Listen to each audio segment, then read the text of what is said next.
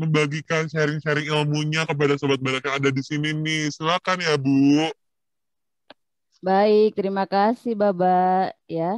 Assalamualaikum warahmatullahi wabarakatuh. Waalaikumsalam Waalaikumsalam. warahmatullahi wabarakatuh. Alhamdulillahirrabbilalamin. Pada kesempatan sore hari ini saya bisa bertemu kembali dengan Sobat Badak ya, yang keren abis nih.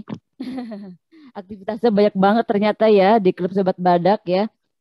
Saya sedikit-sedikit jadi tahu apa namanya, tentunya semua kegiatannya positif ya untuk sesuai dengan tagline-nya membawa perubahan positif ya.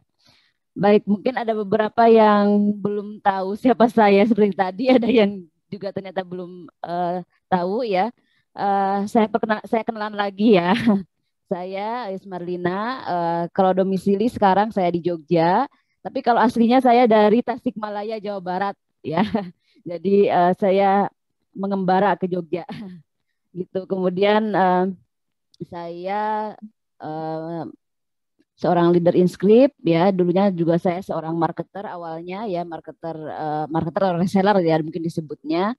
Kemudian alhamdulillah bisa naik jadi leader di inscript. Kemudian bisa buka kelas Canva juga di inscript mulai 2020 ya. Jadi spesialisasi saya sebenarnya saya mengajar kelas Canva ya. Pasti Sobat Badak juga mungkin sudah mulai banyak yang kenal dengan aplikasi Canva yang cukup populer di mulai apalagi masa pandemi saat ini ya, karena itu banyak sekali yang apa namanya, memanfaatkan aplikasi ini apalagi di era yang serba online yang membutuhkan banyak media grafis ya.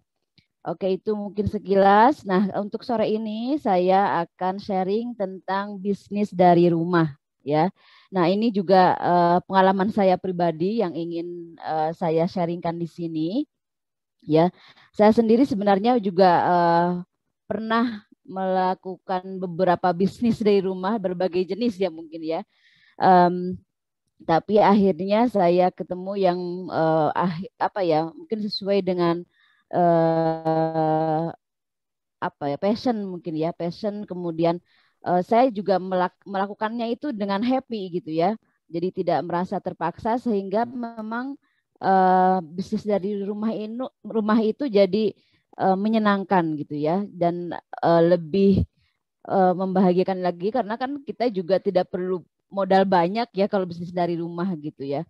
Walaupun saya yakin banyak juga bisnis dari rumah yang konvensional yang mungkin membutuhkan banyak modal ya, seperti kayak kalau kita buka toko kelontong di depan rumah atau yang mungkin gabung dengan rumah kita gitu ya. Ada bagian dari rumah mungkin yang dijadikan toko gitu. Itu beda lagi gitu ya. Itu kan karena butuh modal, butuh apa namanya, stok barang gitu ya. Bangunan tokonya juga perlu ditata dengan bagus gitu ya, seperti itu. Baik, bisa dibantu untuk share screen materi saya.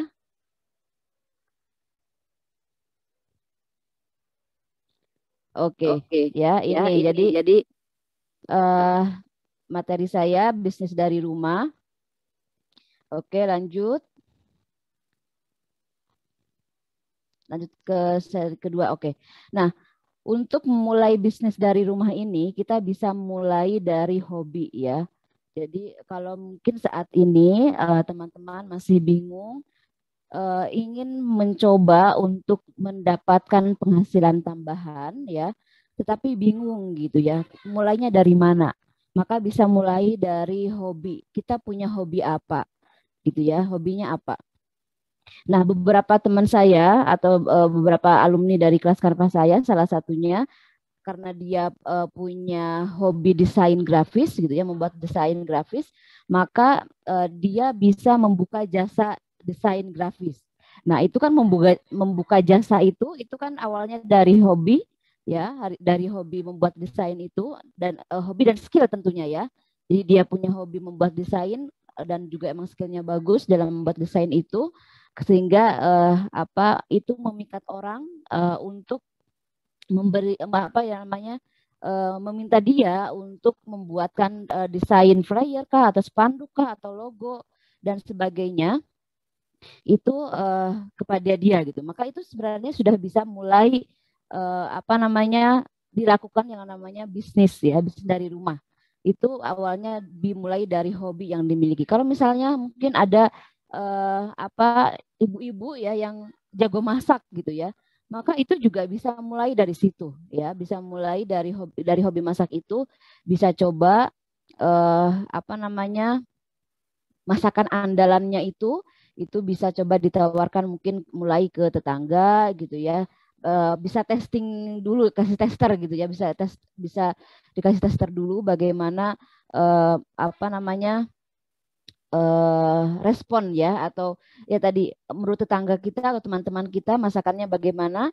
Kemudian misalnya jika masakannya enak gitu ya, kemudian coba bisa dijual. Dan sekarang yang paling eh, apa namanya enaknya kita hidup di zaman sekarang karena serba online tadi, bisa dimulai dipasarkan dari mulai apa namanya media online ya, sosial media, bisa di Facebook, apa namanya di Instagram, bisa di WhatsApp gitu ya. Bahkan sekarang ada TikTok lagi. Itu yang paling mudah sebenarnya bagi apa namanya ibu-ibu ini, misalnya bisa di grup WA apa namanya yang satu RT, misalnya satu RW gitu ya, satu kampung gitu. Kalau memang punya grup WA-nya, itu ada pengalaman dari salah satu saya pernah di Jogja itu ada yang mengelola jadi apa namanya ada sebuah semacam komunitas gitu ya, ibu-ibu yang selama pandemi itu mereka apa ya membina para ibu agar produktif, agar bisa juga mendapatkan penghasilan dari rumah gitu ya. Mereka membentuk grup WA di mana itu saling saling jual. Jadi misalnya Ibu A dia bisa membuat kue, di-share di grupnya. Kemudian Ibu B dia bisa membuat apa namanya makanan-makanan khas, misalnya jajanan misalnya gitu ya, semacam jajanan pasar gitu ya. Ada yang mungkin bisa membuat yang khas, misalnya ada yang bisa membuat teh telang gitu ya. Itu semua masing-masing ibu yang punya apa kemampuan dalam memasak sesuatu gitu ya, atau membuat sesuatu yang apa namanya pokoknya yang itu sekiranya bisa bernilai ekonomis, itu di-share di situ. Jadi ibaratnya saling beli, dan bahkan itu yang uniknya itu juga bisa saling barter gitu ya. Jadi apa misalnya si A dia punya awalnya itu ya.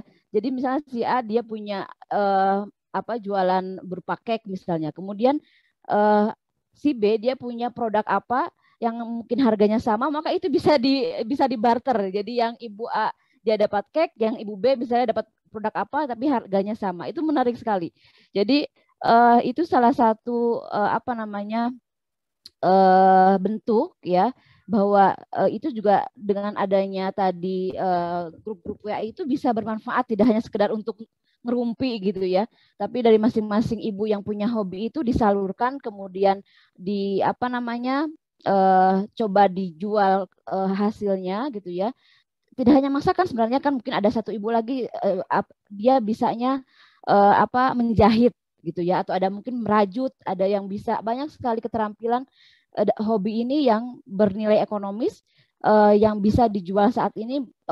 Apa namanya kalau kita lihat banyak sekali apa namanya pebisnis di bidang kerajinan atau seni gitu ya, yang bisa sukses itu hanya dia berawal dari rumahnya masing-masing gitu ya. Dia buat sendiri mungkin apa namanya dari tas rajut gitu ya, sepatu rajut, kemudian dia posting hasil karyanya di sosial media atau di aplikasi messenger semacam WhatsApp, Telegram dan sejenisnya.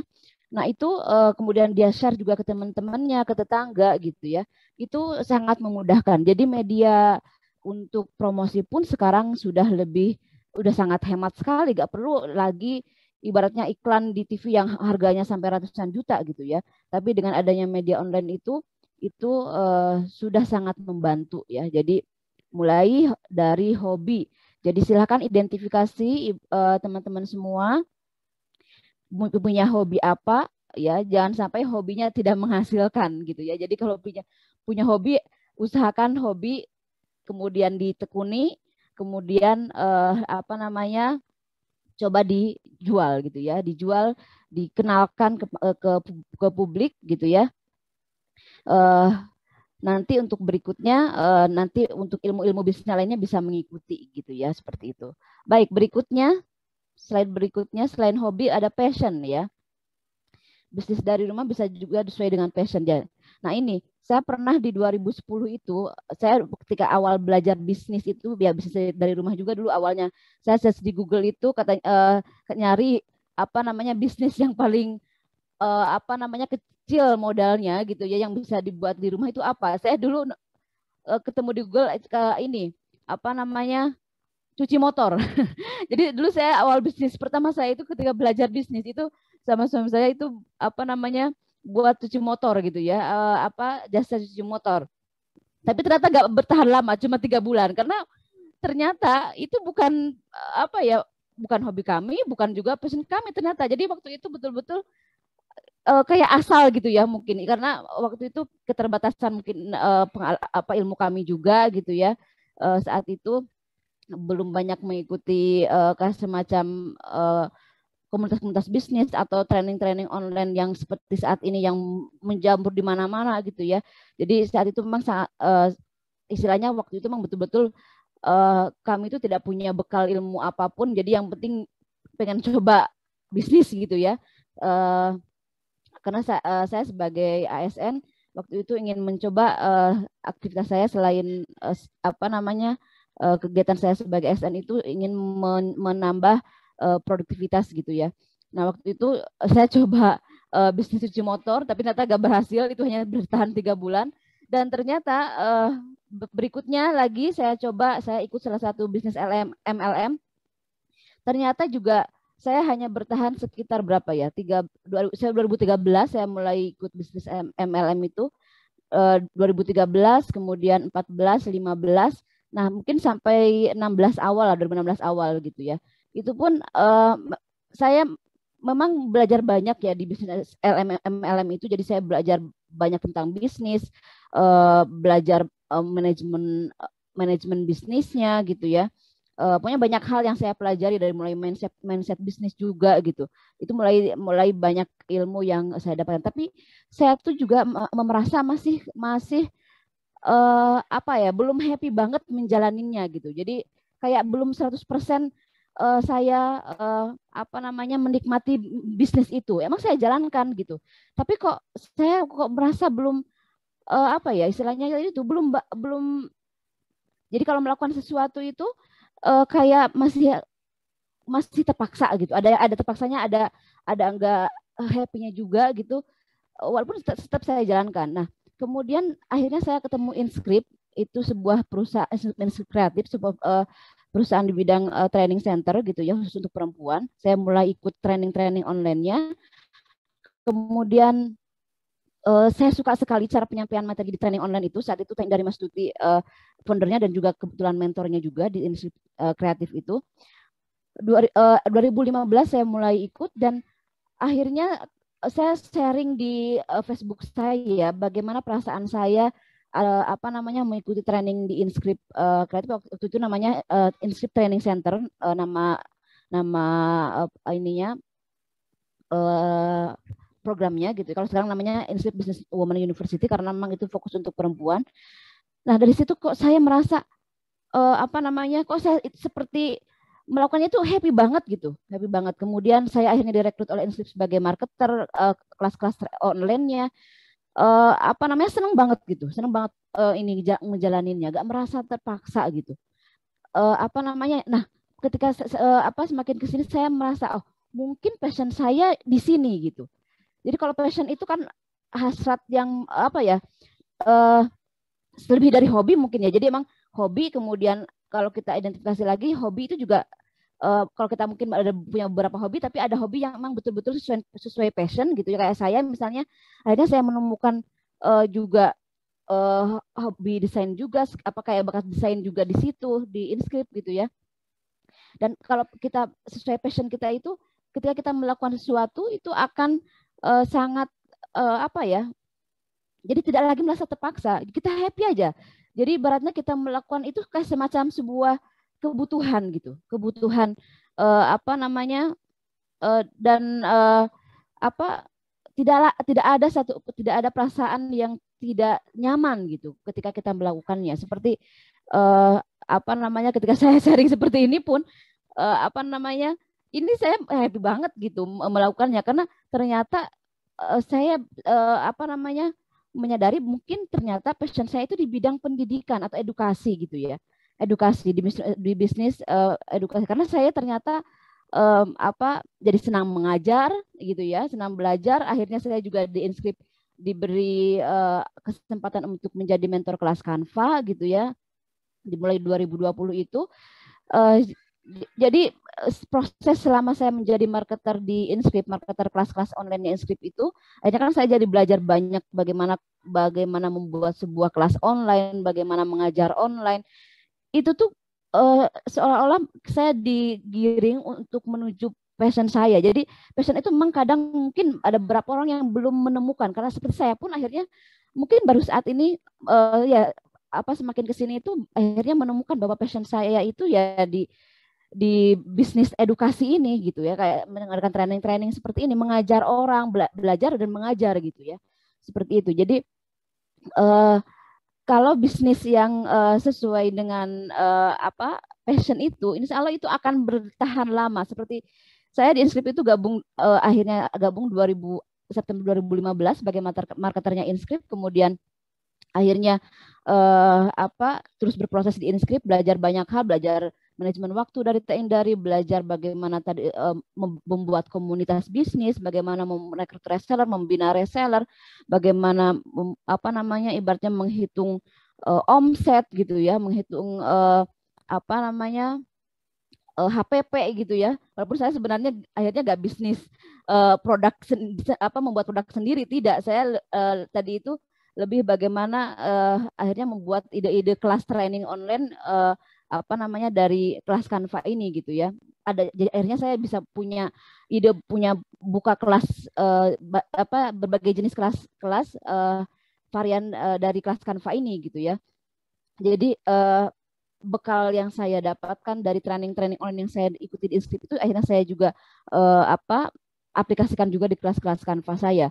Jadi ketika kita sudah menemukan passion, maka insya Allah bisnis yang kita lakukan itu akan tahan lama karena memang kita pertama akhirnya mungkin kita menemukan bakat kita di situ, hobi kita di situ, dan kita juga mendapatkan juga penghasilan dari situ gitu, dan kita melakukannya itu happy banget gitu, nyaman banget karena tadi itu sesuai dengan jiwa kita gitu ya, seperti itu. Kalau kata Tendari itu, kalau Tendari itu jiwa apa dia passionnya adalah di menulis, maka dia kalau nggak menulis itu kayak ibarat gak bernafas gitu ya. Jadi nafas yang dia beri itu dengan menulis gitu ya, seperti itu. Jadi kalau saya kadang kalau gak membuat desain sehari saja itu kayak ada yang hilang gitu ya, membuat desain di Canva. Jadi itulah yang akhirnya ketika kita sudah menemukan apa passion kita, kemudian kita menjadikan passion itu sebagai bisnis kita dari rumah, maka insya Allah bisnis itu akan bertahan lama gitu ya. Baik, dilanjutkan. Oke. Nah, mulai bisnis. Nah, jangan takut gagal. Nah, ini juga saya ingat banget selalu pesannya kalau Pak Atung Desemborengan itu dia biasa selalu bilang gini, di dunia ini sebenarnya tidak ada istilah gagal, adanya sukses atau belajar. Jadi kalau misalnya kita gagal saat ini, artinya kita harus belajar, gitu ya. Jadi ada mungkin sesuatu hal yang tidak kita kuasai, makanya kita harus akhirnya makanya kita gagal, berarti harus kita belajar, gitu ya. Kita harus belajar. Jadi misalnya kita ketika saat bisnis seperti saya dulu, saya ketika awal bisnis 2010 buka cuci motor itu, saya rugi modalnya habis gitu ya, juga ya rugi nggak istilahnya nggak sampai balik modal gitu karena 3 bulan udah gulung tikar gitu ya. Tapi dari situ akhirnya saya belajar gitu ya, apa yang salah dari ini gitu. Pertama ya setelah saya evaluasi, pertama karena emang ternyata saya nggak punya minat di bidang bisnis cuci motor itu gitu ya. Suami saya juga enggak, waktu itu hanya minta tolong orang lain untuk juga sebagai pegawai di situ gitu ya. Kemudian ketika saya mencoba juga bisnis MLM itu, saya coba lagi gitu ya. Walaupun memang saya juga mendapatkan banyak ilmu di situ, tapi ternyata jalan sukses saya mungkin bukan di situ tadi itu, karena ternyata belum sesuai dengan passion saya gitu ya. Tapi teman-teman jangan takut gagal ketika mau mulai ya. Tapi kalau sudah menemukan hobinya apalagi kalau sudah menemukan passionnya, maka tinggal belajar ilmu bisnisnya gitu ya. Dan sekarang kalau mau belajar itu banyak banget sumbernya, mau di Google, mau di YouTube, mau dimanapun, itu tinggal mau buka gitu ya, belajar, simak dari BP Bisnis Sukses itu, ikuti langkah-langkah yang mereka lakukan, sebenarnya sudah bisa mulai gitu ya. Walaupun kadang memang akan lebih bagus lagi kalau kita memang punya mentor bisnis gitu ya, itu akan lebih maksimal lagi. Seperti saya di Instrip itu akhirnya ya saya bersyukur karena memang kami sebagai marketer Instrip atau sebagai leader Instrip itu langsung dimentorin oleh Teh Indari yang founder dari Instrip kreatifnya langsung gitu ya. Jadi kita tuh dikasih bimbingan langkah-langkah apa yang harus dilakukan, bagaimana membuat target, bagaimana menjalankan targetnya, hal-hal apa yang harus dilakukan dalam proses marketing online gitu ya. Itu semuanya ada panduannya seperti itu, dan kita tinggal mengikuti gitu ya. Nah ini belajar ilmunya tadi itu mau yang gratis ataukah mau yang berbayar yang ada mentornya, itu sekarang sudah banyak sekali kelas-kelas training online untuk bisnis gitu ya. Itu bisa diikuti agar ketika membuka bisnis dari rumah ini istilahnya bisa mengurangi, meminimalisir gagalnya gitu kalau kita sudah punya bekal ilmunya. Kemudian tentunya gabung di komunitas-komunitas bisnis yang saat ini juga banyak sekali, baik itu di WA Group, di Telegram, di grup Telegram, di Facebook gitu ya. Grup-grup yang itu free, yang mungkin ada yang dibuka secara pendaftaran secara resmi gitu ya. Itu bisa gabung di situ sehingga bisa mengenalkan juga bisnis kita, kemudian kita juga bisa belajar ilmu baru di situ gitu ya, di komunitas-komunitas bisnis tersebut. Oke, berikutnya. Nah, saat ini mau bisnisnya mau online, offline, atau keduanya. Nah, saya tadi sempat baca beberapa bisnis yang katanya paling potensial ya saat ini dilakukan dari rumah. Kalau sekarang siapa sih yang nggak butuh pulsa gitu ya? Baik itu pulsa HP, pulsa listrik, pulsa baik bentuknya data juga untuk bisa online gitu. Maka itu yang paling mudah, bisa jualan pulsa gitu ya, jualan pulsa di rumah tentunya gitu ya. Itu bisa online, bisa juga offline gitu ya. Kalau teman-teman kreatif walaupun jualan pulsa bisa aja nanti pembayarannya mungkin via transfer gitu ya kalau mau online. Kemudian yang bisnis yang lainnya tadi selain jualan pulsa atau pulsa banyak banget jenisnya sekarang ya, atau juga berikutnya misalnya tadi seperti yang saya contohkan ada membuka warung atau warung kopi di rumah gitu ya, buka warung makan, warung kopi. Kalau bagi yang punya hobi atau mungkin punya juga skill di bidang kuliner gitu ya, sekarang juga itu banyak sekali. Jika emang passionnya di situ, maka itu bisa lakukan keduanya gitu ya. Kalau saat ini bisa online, bisa offline juga gitu ya. Kemudian bagi yang punya jasa menjahit, merajut dan sebagainya, itu saya bersyukur sekali kemarin ketemu teman saya yang ternyata dia bisa jahit. Awalnya saya kesulitan sekali mencari penjahit gitu ya. Ternyata saya ketemu di komunitas online dan ternyata rumahnya tidak terlalu jauh dari saya. Akhirnya ketika saya mau menjahit baju, udah tinggal call aja gitu ya, tinggal ngabarin bahwa saya mau jahit baju ini gitu ya, seperti itu. Itu juga kalau dulu mungkin agak susah istilahnya kalau belum belum tahu persis rumahnya langsung gitu ya, dan dia buka jasa menjahit, agak susah. Tapi kalau sekarang itu para penjahit itu sebenarnya juga bisa, para penjahit rumahan ya, bukan semacam butik gitu ya, ini penjahit rumahan itu bisa juga gabung di komunitas bisnis, kemudian bisa memperkenalkan jasanya, khususnya untuk teman-teman di wilayahnya yang masih terjangkau oleh mereka gitu ya. Kalau apalagi kalau mungkin apakah bisa juga berbeda apa namanya kecamatan atau kabupaten, kalau memang ternyata mungkin apa masih terjangkau gitu ya untuk apa namanya pengiriman dan sebagainya, itu bisa banget. Jadi saya kira untuk tukang jahit pun gitu ya, yang punya kemampuan skill menjahit pun kalau sekarang sebenarnya bisa juga itu jasanya dijual apa diiklankan secara online gitu ya.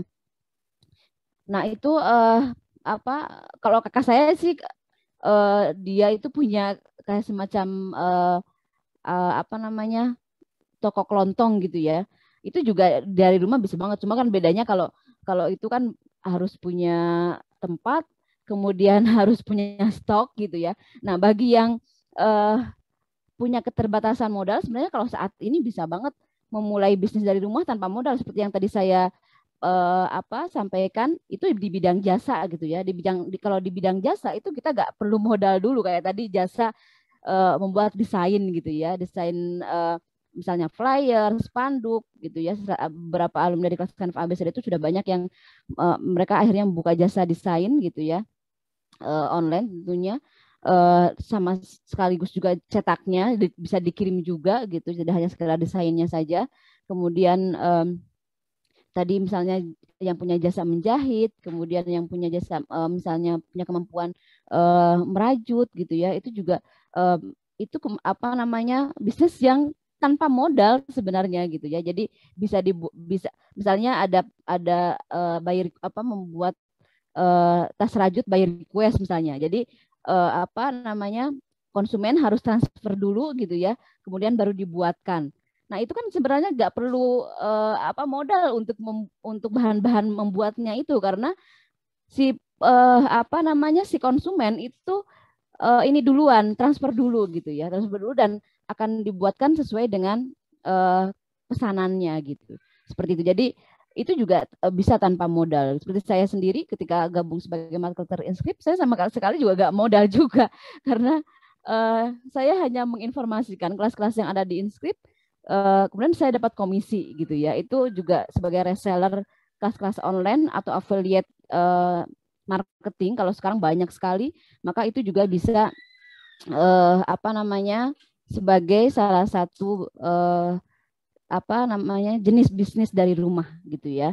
Jadi sekarang sebenarnya modal utama kita itu sebenarnya yang penting bisa punya pulsa data untuk bisa online. Itu aja sebenarnya modalnya itu gitu ya. Dan peluang sangat banyak sekali di dunia online ini. Mau jadi dropshipper bisa, mau jadi reseller bisa, dan sebagainya. Tapi tentunya seperti saya bilang, kalau bisa sih identifikasi dulu sesuai hobi, sesuai passion ya. Maka kalau sudah ketemu itu, tapi memang sebenarnya kalau teman-teman misalnya, kok saya masih bingung ya hobinya apa, kemudian passionnya itu apa. Yang penting kalau gitu lakukan dulu.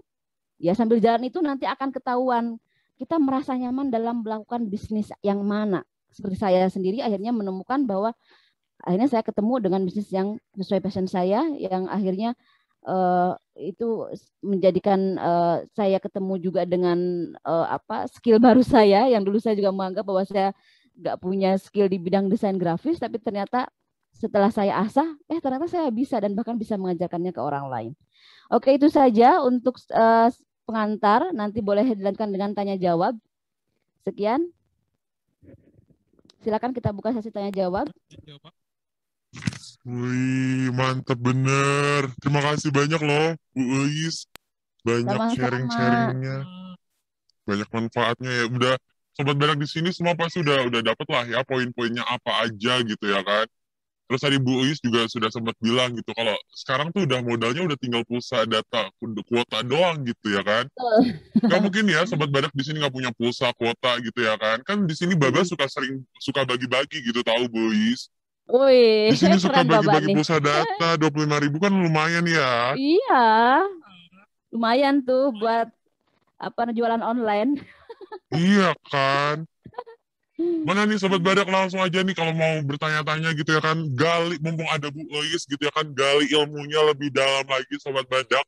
Biar bukan cuma Bu Uis aja nih yang bisa sukses, tapi sobat badak juga bisa ya.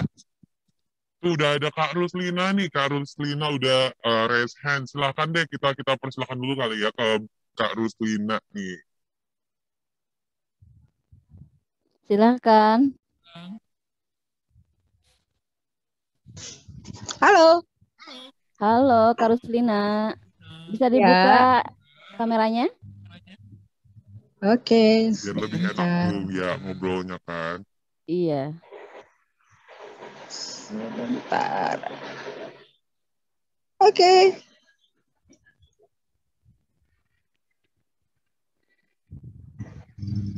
Ya Kak Iya, Ruslina mau silahkan. nanya apa nih?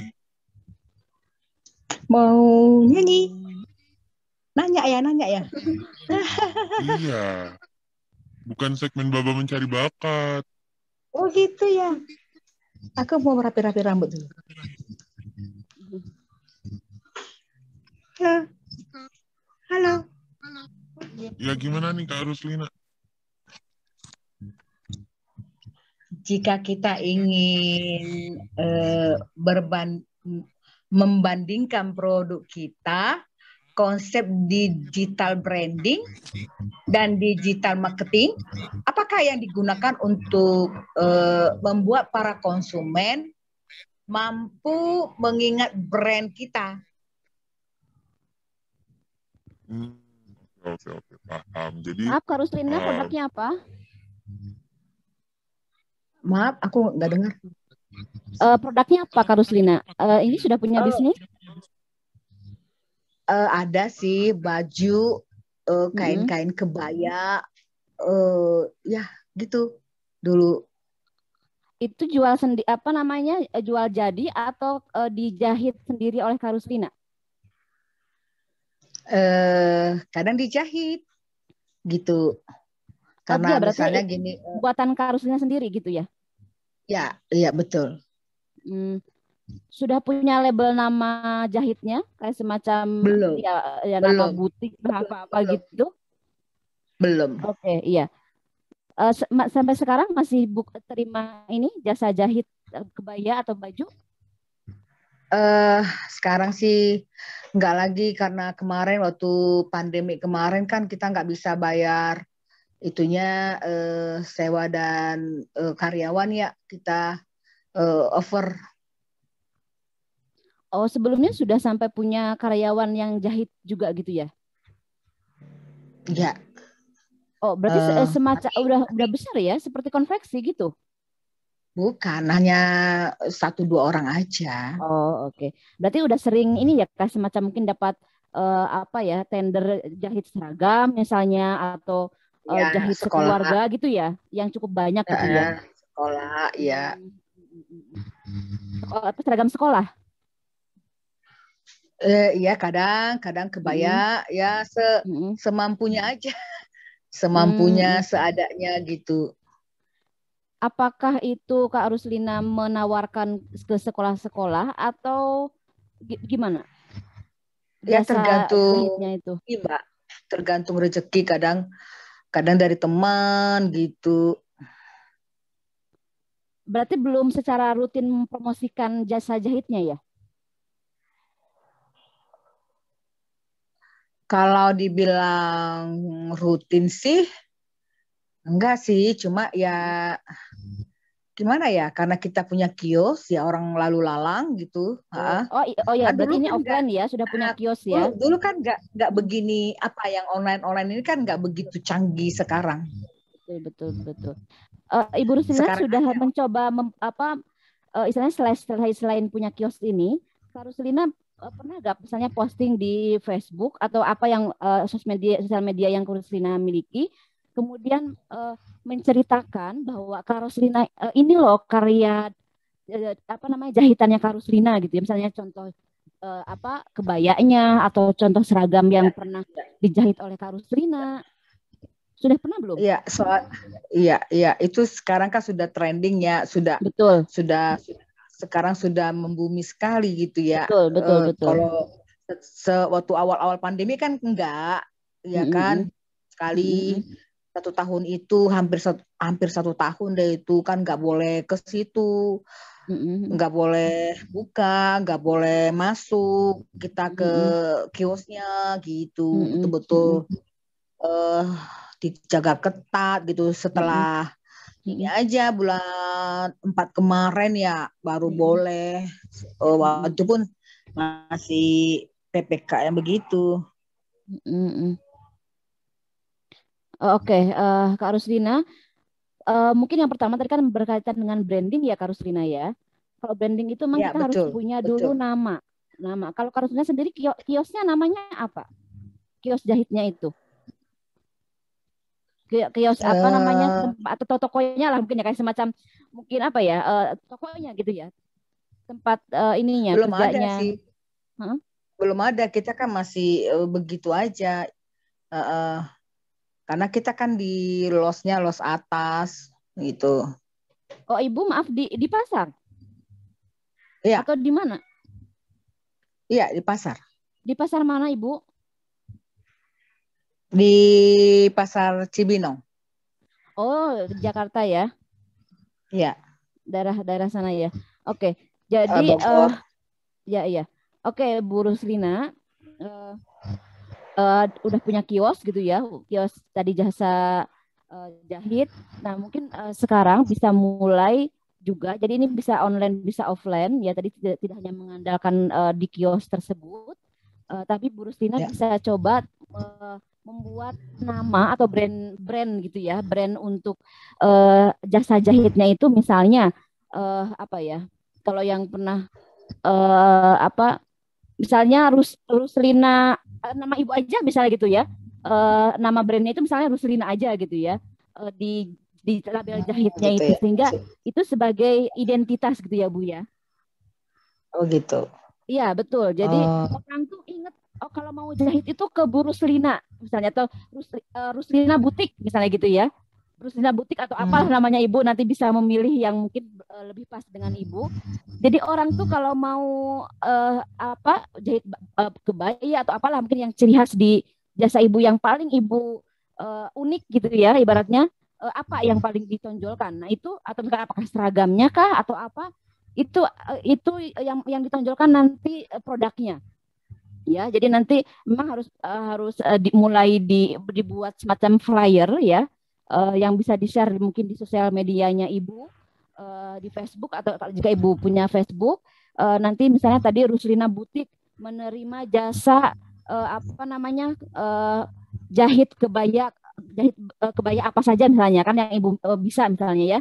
Kemudian jahit seragam partai besar kecil misalnya gitu ya. Kemudian apalagi. Nah, kemudian juga bisa Ibu cantumkan juga, Ibu misalnya pernah menjahit partai besar untuk sekolah mana saja. Itu sebagai kayak semacam pembuktian bahwa Ibu sudah mengerjakan banyak proyek, banyak tender gitu ya.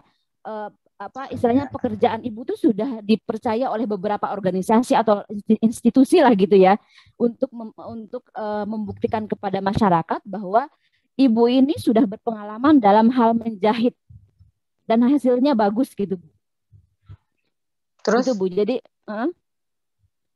kalau brand gitu, maaf nih, apakah kita kalau misalnya pakai gitu kita ada bayar pajak ya? Oh, kalau masih UMKM belum Ibu. Kalau pajak itu nanti kalau misalnya bentuknya sudah CV, sudah PT, itu baru Ibu. Oh gitu, kita nggak bayar. Tapi kalau Ibu masih, ini kan masih levelnya tadi kan di pasar gitu ya. Kemudian mungkin juga partai besarnya juga Ibu kan belum tender yang puluhan juta atau ratusan juta untuk suatu lembaga besar gitu kan belum juga gitu. Ini kan masih levelnya UMKM Ibu. Belum bentuknya CV gitu. Kalau sudah bentuknya Masih CV atau ratusan PT ribu. itu baru kena pajak. Iya, Ibu. Tapi ini kalau masih levelnya Ibu di kita di kios ya, itu masih belum, kecuali kalau nanti misalnya kalau semakin besar kemudian Ibu masuk ke partai tadi untuk seragam yang lebih besar lagi.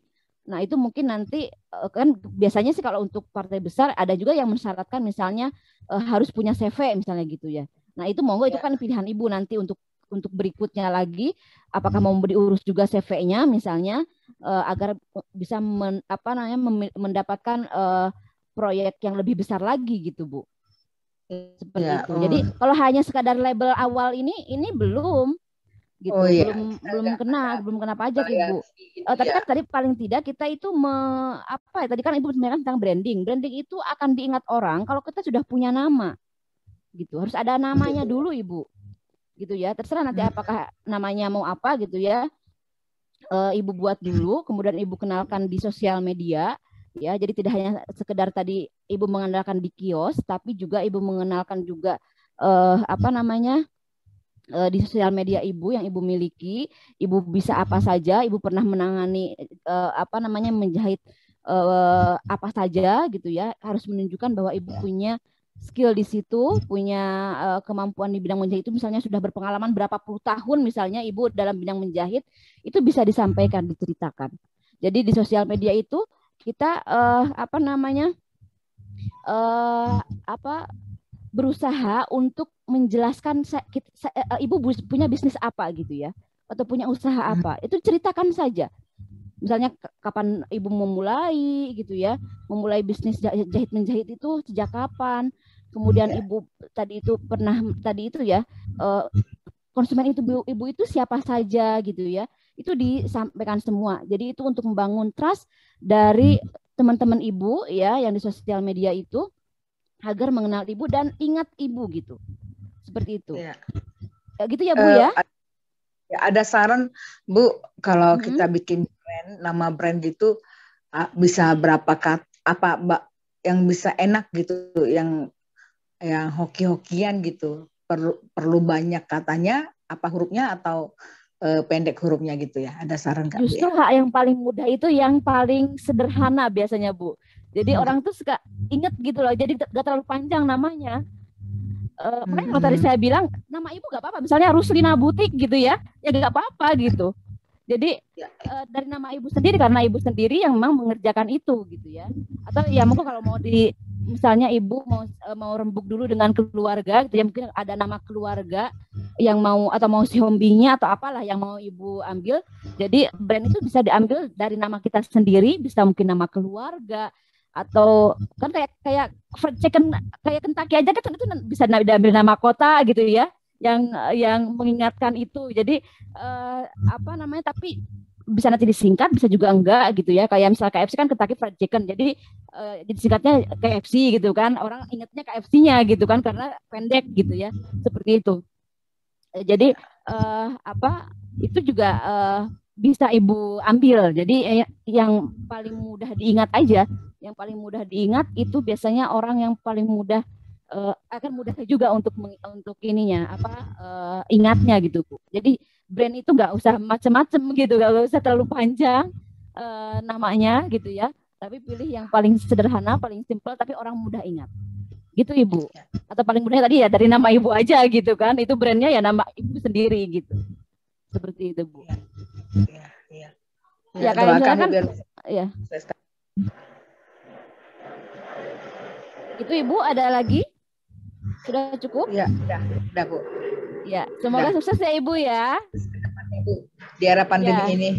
Ya, coba dimulai dulu dengan membuat brand dulu ya. Nanti diinformasikan di sosial media. Ibu nanti jenis-jenis layanannya di bisnis Ibu apa saja. Semoga nanti bisa mendapatkan klien atau konsumen dari online juga ya. Tidak hanya tadi dari kios itu saja, Ibu. Iya, Bu. Iya. Kasih banyak, Bu. Iya, sama-sama Bu Ruslina. Silakan ini Mbak Anissa yang mau bertanya. Iya, saya mau bertanya. Jadi, saya Anissa Duabelia ingin bertanya. Orang tua saya kan mau buat usaha ya, yaitu nasi goreng. Dan seperti yang kita tahu, kalau nasi goreng itu kan banyak sekali ya yang jualan kan, atau otomatis itu banyak saingannya gitu.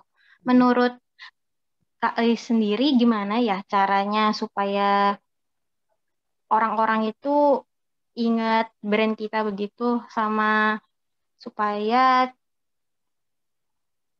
kita itu punya pelanggan tetap alias royal begitu loh. Soalnya ini kan penting banget ya supaya usaha kita itu tetap sukses dan jaya. Makasih. Terima kasih Mbak Anissa. Ini berarti belum mulai ininya usaha nasi gorengnya atau sudah? Belum. Belum. Oh, baru mau. Iya betul sih. Soalnya ada orang tua udah punya planning kayak gitu sih. Oh, oke.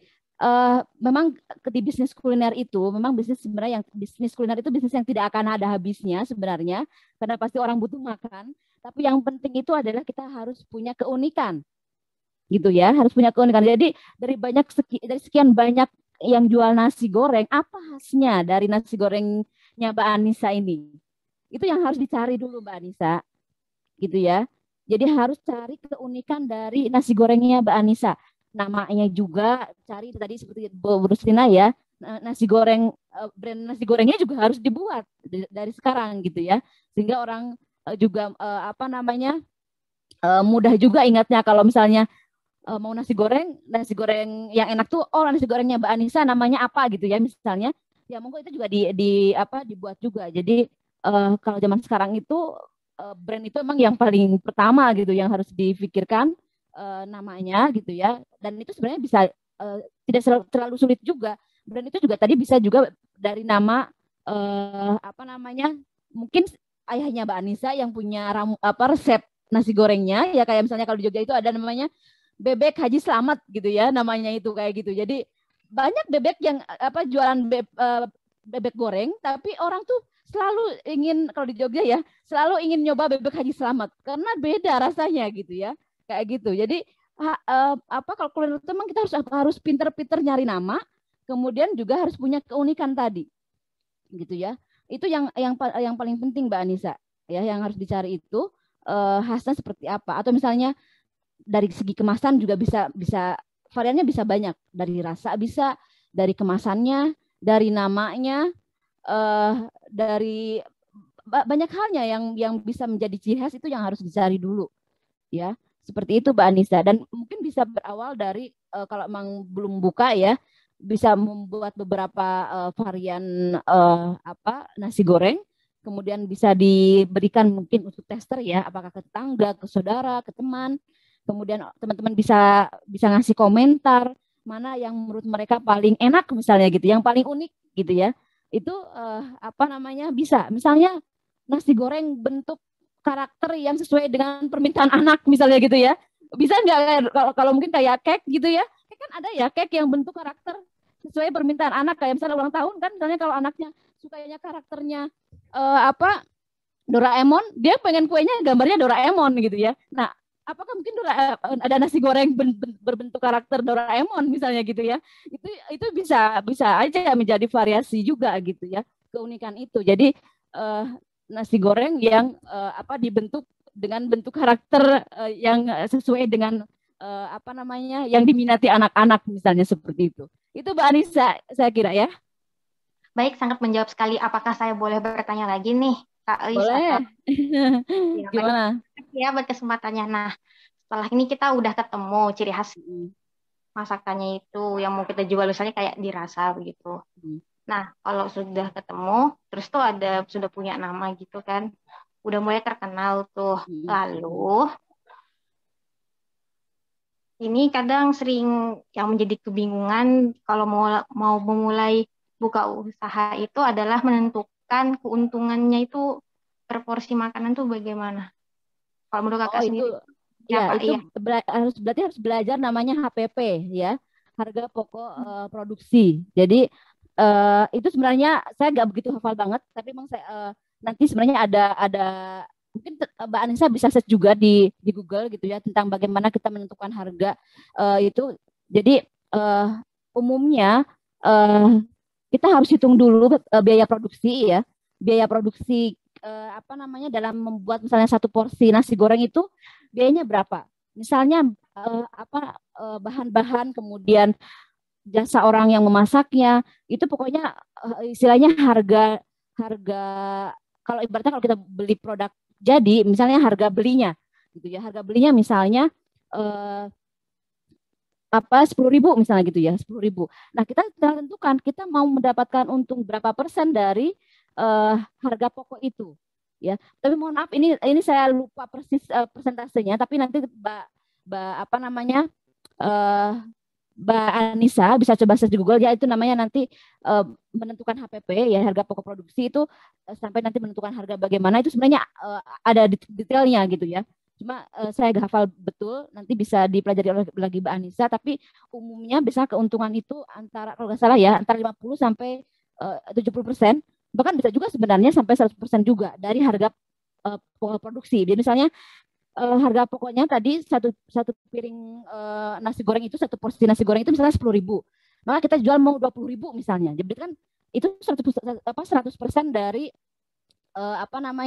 dari harga produksinya gitu ya, harga produksinya, sehingga nanti misalnya kan dari harga itu kita bisa membuat variasi harga lain. Misalnya kalau misalnya yang makan di situ 10 orang, maka nanti ada diskon 10%, 2.000 misalnya, sehingga dapat harga 18.000, sehingga masih tetap untung gitu loh ya kan.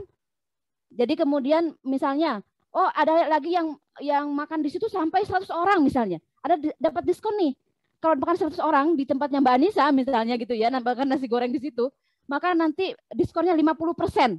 Berarti kan misalnya 50% dari itu kan 5.000 nih misalnya. Maka nanti 15.000 per porsinya. Gitu Mbak. Jadi ada ada variasi harga yang bisa kita mainkan karena kita sudah tadi mematok harga jualnya itu 100% dari harga pokok, sehingga nanti kalau kita mau kasih diskon pun ya, misalnya promosi nih, launching nasi gorengnya Mbak Anissa kalau harga normal 20.000, kalau harga launching ini diskon 50% hanya 15.000 misalnya, seperti itu, untuk memancing orang untuk merasakan nasi gorengnya Mbak Anissa misalnya, seperti itu. Nah, itu bisa Mbak. Jadi kita mau mainkan harga, kita masih profit gitu Mbak, seperti itu. Jadi saya tuh kemarin menonton YouTube-nya Mas Arli, siapa saya lupa, dia nyebutnya gini, kita tuh sebagai pebisnis harus menjadi profit maker gitu. Jadi jangan sampai kita nggak bisa menghitung biaya produksi kita sehingga kita nggak untung. Jadi kayak kelihatannya kita omsetnya besar, tapi sebenarnya kita nggak untung karena kita nggak bisa menghitung ternyata biaya kos produksi lebih besar dari pendapatan gitu ya, seperti itu. Jadi emang harus ditentukan dulu betul Mbak Anissa, biaya produksinya berapa, kemudian kita mau untung berapa, itu kemudian nanti bisa kalau kita diskon berapa, itu masih bisa kita main karena sebenarnya profit itu tidak ada batasannya. Kita mau profit 100% dari harga pokok pun ya bisa saja, selama orang suka dengan makanan kita, orang pasti beli gitu kan. Seperti itu, orang tidak akan pernah tahu berapa sih biaya pokoknya. Ya kan? Ketika orang sudah suka dengan makanan itu, dengan produk itu, mereka tidak akan pernah berpikir berapa sebenarnya biaya produksinya.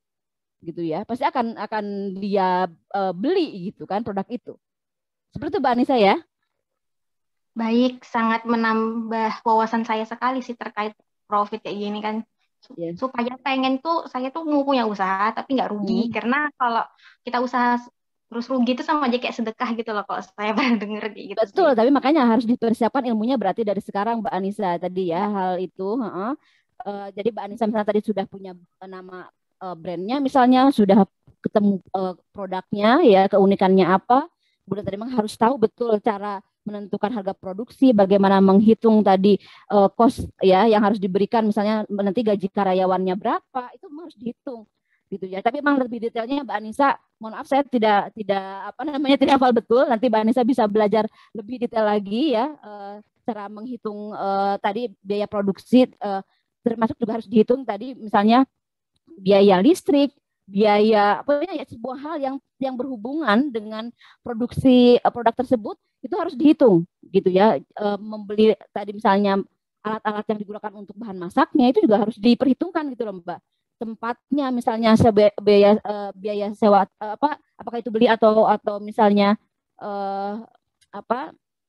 sewa, itu juga harus diperhitungkan. Pokoknya segala hal yang berhubungan dengan di produksinya produk tersebut itu harus dihitung, gitu ya Mbak.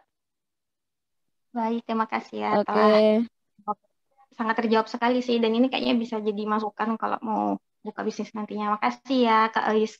Sukses dan sehat Sama-sama selalu. Mbak Anissa, semoga sukses nasi gorengnya ya. Amin, ya robbal alamin. Makasih Ya. doanya Kak Elis.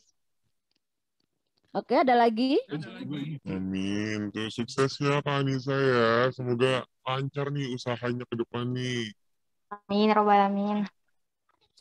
Mana nih Sobat Badak yang mau nanya-nanya lagi nih, mumpung Bu Elis masih ada di sini gitu ya kan.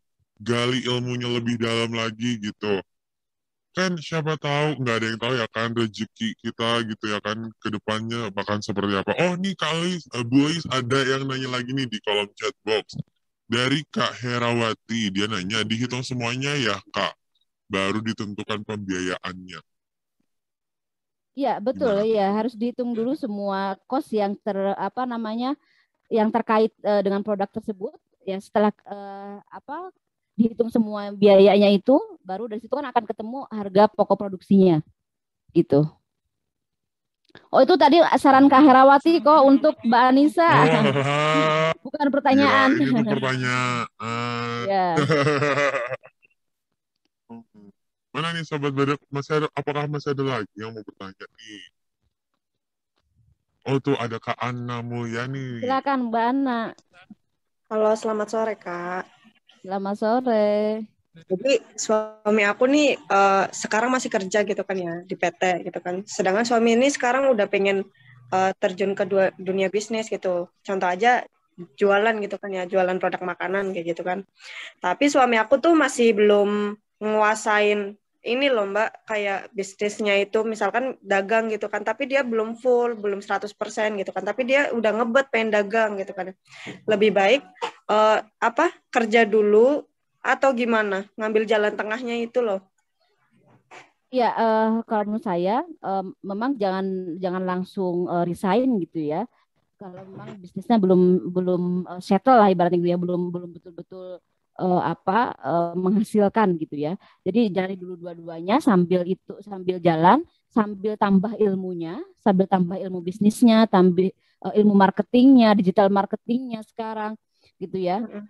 Sampai nanti betul-betul mungkin penghasilannya itu bisa melebihi penghasilan gajinya dari PT-nya gitu ya, seperti itu. Sudah betul-betul bisnisnya itu ya sukses lah ibaratnya gitu ya, profitnya ada gitu ya, profitnya juga lebih besar dari penghasilan di PT-nya gitu ya. Kalau memang resign ya silahkan, tapi kalau memang masih belum tadi ada hal yang mungkin belum lancar 100% lah gitu ya bisnisnya, maka sebaiknya ini dulu bekal ilmunya gitu ya, dilengkapi dulu gitu ya, dilengkapi dulu sehingga betul-betul yakin dan itu jadi bisnis keluarga yang akan menjadi jalan rezeki untuk keluarga selamanya gitu lah ibaratnya, seperti itu gitu Mbak Ana. Oke. Terus aku boleh tanya lagi nggak? Jadi jujur aja aku tuh kadang bakatnya tuh nggak tahu di mana, masih belum tahu nih bakat aku di mana gitu kan ya. Kadang aku pengen usaha. Punya hobi apa? Kalau hobi nggak tahu sih, kurang ini, biasa paling baca-baca doang gitu kan ya. Kayak hobi yang lain kayak masak-masak juga nggak terlalu gitu kan ya. Udah gitu, misalkan kita udah ada modal nih, terus kita mau nentuin usaha itu gimana ya? Aku sih di online shop cuman sekarang tuh aku ragunya gini. Sekarang orang-orang udah bisa ngakses e-commerce masing-masing kan ya. Dulu emang aku online gitu kan. Orang-orang kurang tahu sama e-commerce terkenal kayak sekarang itu kan. Jadi share lewat WA, share lewat BBM waktu dulu masih banyak. Cuman sekarang karena orang-orang udah pada tahu e-commerce, jadinya pendapatan tuh nurun, yang akhirnya aku tuh sampai stop gitu kan sampai sekarang. Nah, itu gimana ya, Kak? Dulu Mbak Ana jualannya apa online-nya itu? Aku apa aja sih, soalnya kan aku ngambil dari e-commerce sendiri, kayak semacam dropshipper kayak gitu loh. Oh, dropshipper. Jadi sistemnya dapat komisi gitu ya, atau ini selisih harga? Aku ngambil untung sendiri. Oh, oke oke. Aku ngambil untung sendiri pas waktu tahun berapa itu emang pendapatan aku tiap bulan tuh pasti ada. Cuman gara-gara e-commerce juga makin naik gitu kan. Jadi orang-orang tuh pada tahu yang akhirnya mereka sendiri yang langsung ke Langsung e-commerce-nya order langsung ya. pesan sendiri. Iya. Kalau Berarti sendiri Mbak, ya, oke. Mbak Ana, ketika jualan berbagai jenis produk itu, apa yang paling suka oleh Mbak Ana ketika menjualnya? kebanyakan Apa sih yang paling karena di disukai? aku cewek, kebanyakan sekarang ya kayak peralatan anak-anak, baju segala macam kayak gitu. Mbak Ana senang nggak melakukannya itu? Suka nggak? Senang sih. Sebenarnya kalau emang Mbak Ana senang, itu bisa menjadi salah satu indikator passionnya Mbak Ana ya jualan di apa produk baju anak itu. Misalnya yang berhubungan dengan tadi mungkin produk apa perempuan, anak gitu ya. Itu bisa menjadi salah satu indikator kalau memang Mbak Ana senang melakukannya. Jadi indikator passion itu adalah kita itu suka melakukannya. Jadi tanpa disuruh suami pun ibaratnya gitu ya untuk jualan, saya mau jualan. Nah, itu salah satunya itu indikatornya bahwa kita itu punya passion di bidang bisnis. Ya, bisnisnya tadi misalnya tadi jualan apa baju anak misalnya gitu ya atau yang berhubungan dengan produk perempuan gitu ya. Ya udah itu yang ditekuni. Kalau emang masih belum yakin saya mau hobinya apa ya? Makanya gini caranya, kita melakukan apa, kita senang nggak melakukannya. Nah, itu salah satunya. Kalau kita senang melakukannya, itu salah satu indikator. Gitu ya, salah satu indikator. Seperti tadi saya lihat Mbak Anissa kan nyanyi di awal nih, ketika saya belum masuk. Itu kan keren banget tuh nyanyinya Mbak Anissa. Itu salah satu kelebihan juga. Itu mungkin bisa nanti jadi salah satu fasilitas di ke apa namanya warung nasi gorengnya Mbak Anissa nih. Mbak Anissa jadi artisnya di situ gitu ya. Jadi yang makan di warung makan apa nasi gorengnya Mbak Anissa dihibur sama Mbak Anissa. Itu satu keunikan gitu. Jadi apa namanya hal-hal unik yang kita miliki itu tadinya hobi gitu kan Mbak Nisa emang hobi nyanyi bahasa Spanyol gitu ya itu jadi kelebihan tidak banyak orang yang punya kemampuan di bidang bahasa Spanyol gitu ya nyanyi bahasa Spanyol itu akan menjadi pembeda dengan pebisnis lain gitu ya itu yang harus kita terus temukan gitu harus kita terus temukan dalam diri kita keunikan yang ya itu yang kita tidak apa ya menyadari kadang kita mungkin belum menyadari itu suatu keunikan gitu. Ya, jadi silakan Mbak Anissa itu diteruskan kalau menurut saya. Ya, tapi sekarang yang harus kita apa namanya dilakukan oleh Mbak Anissa adalah belajar digital marketing yang sekarang lagi tren. Jadi misalnya belajar jualan via apa WA, Facebook, Instagram atau mungkin TikTok gitu ya. Dan temukan apa distributor yang memang cocok dengan Mbak Anissa gitu ya karena pasti distributor yang bagus itu yang juga pasti akan membina para marketingnya gitu ya memberikan pembinaan gitu ya seperti itu jadi produknya juga bagus pastikan sehingga ketika Mbak Anissa jualan juga terjamin gitu ya kalau produknya nggak bagus pasti orang nggak akan mau beli kembali gitu ya jadi sebagus apapun kita memberikan layanan ke konsumen kita tapi kalau produknya nggak sesuai ya pasti orang tidak akan membeli produk itu ke kita gitu ya jadi tentunya harus cari produsen yang produsen atau distributor yang memang produknya bagus. Mbak Anissa juga senang melakukannya, belajar digital marketingnya, apa namanya, yang tren saat ini. Jadi emang e-commerce zaman dulu itu sudah agak berlaku sekarang. Jadi Mbak Anissa harus mengikuti perkembangan digital marketing saat ini yang kalau sekarang lagi trennya TikTok, ya emang harus juga belajar di TikTok misalnya, jualan di TikTok tuh kayak apa sih, di Instagram tuh kayak apa gitu. Nah itu harus terus dikembangkan gitu ya. Jadi pebisnis itu emang harus terus belajar mengikuti trennya saat ini gitu. Seperti itu Mbak Ana.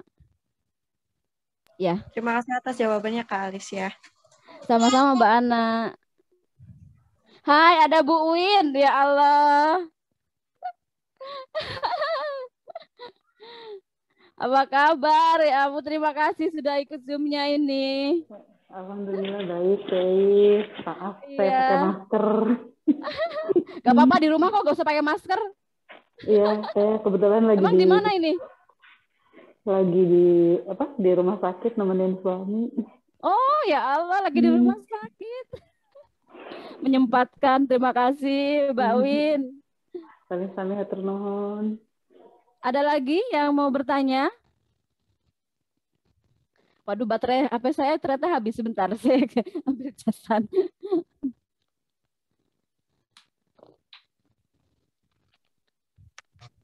Baiklah, ini mumpung lagi Bu Uis lagi nyari charger. Yuk langsung yuk sobat balik yang lain. Kalau misalnya lagi masih ada pertanyaan lagi gitu ya kan, masih penasaran, jangan usah malu-malu deh. Langsung aja ditanyain gitu ya kan.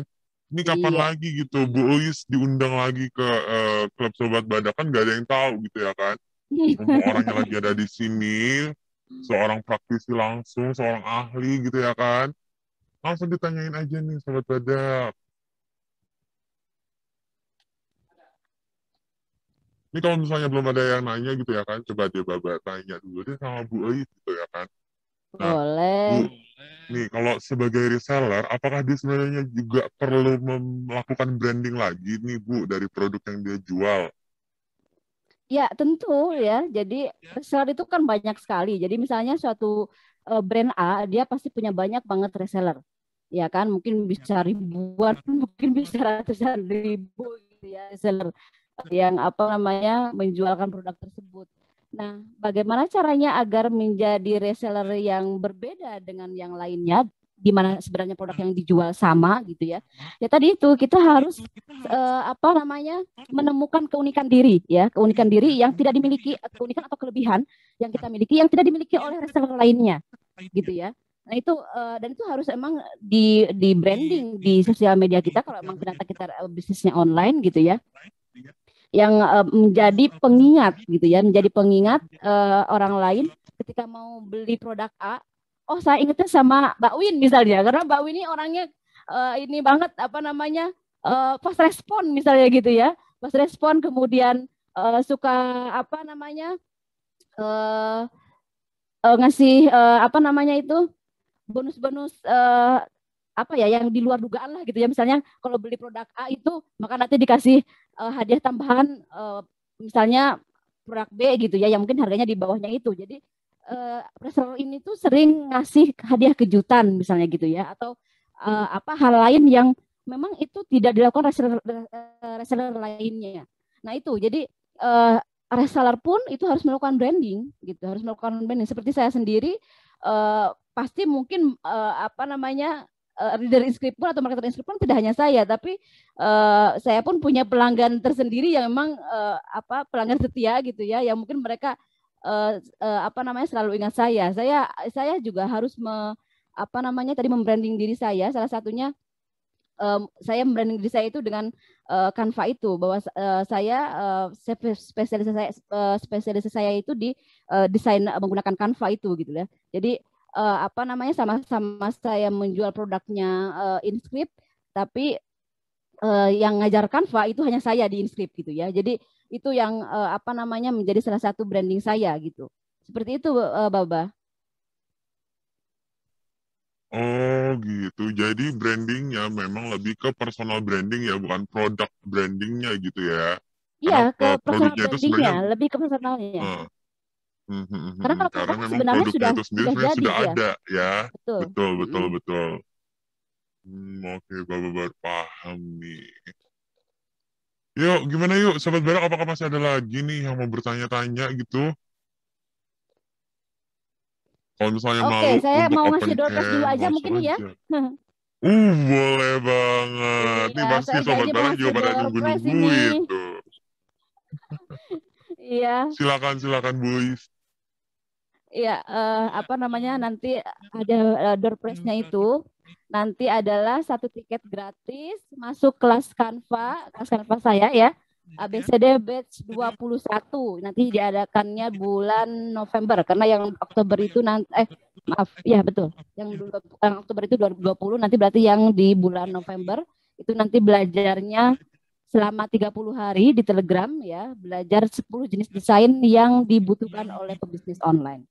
Ya, itu nanti rewardnya siap-siap ya. Saya Siap yuk Sobat Badak yuk. yang beruntung siapa ini? Ya nanti hadiahnya 1 tiket gratis masuk kelas Canva BCD Batch 21. Oke. Apa Baba aja ya yang ngasih pertanyaan ya? Boleh Baba yang ngasih pertanyaan? Mungkin dari Kak Boys aja kali ya. Oh gitu. Kalau dari Baba takutnya nih sobat badak pada kaget gitu, pada shock gitu ya kan. Apa ya kira-kira ya pertanyaannya ya? Apa yang sekiranya oke. Yang mudah aja deh. nanti Baba yang ini ya yang milihnya siapa yang raise hand pertama ya? Boleh. Oke. Nanti setelah Kak Eis memberikan pertanyaannya, kita hitung kali ya, 1, 2, 3 baru raise hand ya, biar lebih teratur Oke, gitu biar kali ada ya. jeda ya. Ya betul, biar Iya. ada jeda. Oke. Pertanyaannya adalah mudah banget pokoknya. Mudah banget ya. Apa tagline dari klub Sobat Badak? 1, 2, baru 2. Turun tangan. 1, 2, 3. Iya, Siapa? di urutan pertama ada Kak Anissa. Oi, Kak Anissa. Jadi Langsung jawab Kak Anissa, tagline-nya apa jawabannya? adalah yaitu baper, bawa perubahan. Oh, keren. Selamat.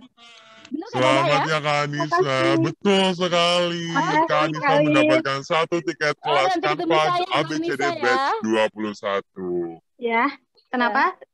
Nanti ketemu saya di kelas selama 30 hari, kelas Ya, Kanva. amin. Aku siap nih serap ilmu dari Kak Eisnya nih. Oke, nanti bisa buat bekal untuk Mantap. jualan nasi gorengnya loh ya. Ya, amin. Tenang aja. Ya kapan lagi ya promosi nasi goreng tapi pakai Canva gitu. Betul gitu. Bisa jadi nanti mengerjakan tugas-tugasnya itu bisa disesuaikan dengan bisnis masing-masing sehingga di kelas itu bisa langsung branding tuh jualan produk masing-masing. Amin. Siap. Terus tau-taunya Oke, kolaborasi selamat Mbak juga tuh Anissa sama ya. teman-teman yang lain. Nanti kontak saya ya, nomornya tadi ada di slide ya Mbak. Baik, siap. Ya. Nih di share Atau mau screen lagi nih dicatat sama operatornya 0812. nih. Oh ya sudah di share screen. Nah ini Mbak Anissa ya nomor saya. 0812 2936 7204. Oke, siap. Mantap bener dah. Kalau Ya, itu udah di Baba Zoom nih jadi sama Kak Anissa pasti ini. seneng banget sih ya. Bener Apalagi banget. sekarang kan zamannya 4.0 gitu ya kan, revolusi industri semuanya serba digital gitu. Aduh, jangan mau ketinggalan deh ibu-ibu, bunda-bunda yang ada di sini, klub Sobat Badak semuanya. Jangan mau ketinggalan sama anak-anak muda zaman sekarang yang masih SD aja udah main IG gitu ya kan. Udah main apalagi Twitter, Facebook. Iya. Oh, ini ada Kak Anissa lagi mau tanya lagi atau yang tadi nih raise hand-nya? Kayaknya Kak Anissa dari tadi masih raise hand nih ya, belum turun tangan. Iya, ini tadi itu mau lupa nurunin. Ya udah saya Kirain itu ambisius gitu kali ya. Iya, bener sih, saking seneng Ya. banget. Iya, selamat Mbak Anissa ya. Makasih Pokoknya Kak banyak. Anissa ya, Kak Anissa kalau udah gabung sama kelasnya Kak Eis gitu ya, udah gabung selama 30 hari, pokoknya awas aja kalau nasi gorengnya nggak dikirimin ke kantor Baba. Iya. kirim ke Kak Eis juga kali ya, ke Jogja gitu. Oke deh Sobat Badak, ini kalau misalnya belum ada lagi, udah nggak ada lagi yang mau nanya-nanya, kayaknya boleh kali ya kita mendokumentasi gitu ya kan pertemuan kita pada sore hari ini. Boleh kali ya Kak Eis ya? Boleh. Yuk Sobat Badak yuk yang lagi masih off cam ya, langsung open cam aja gitu ya kan. Kita buat dokumentasi sebelum nanti udah mau berpisah lagi nih sama Kak Eis untuk hari ini nih. Yuk Sobat Badak yuk. Baba itu nih sampai 10 biar semuanya ada rapi-rapi dikit gitu ya kan. Sisir-sisir dikit gitu biar cantik, biar ganteng. Nabil, open cam aja Nabil. Kamu kan ganteng Nabil. Dari foto aja udah kelihatan gantengnya. Gimana aslinya gitu ya kan. Tuh udah ada Kak Bagus juga, udah rapi-rapi tuh. Wah Nabil sambil rebahan, cakep bet dah. Ya udah nih kalau misalnya sobat badak masih malu-malu juga ya kan open cam ya Baba kamu maksain gitu ya kan. Mungkin takut pesonanya ini kali kalah sama Baba kali ya.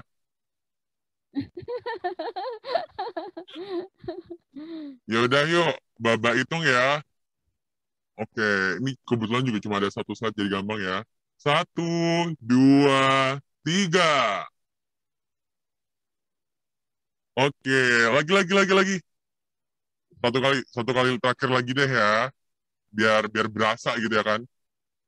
Ya, 1, 2, 3.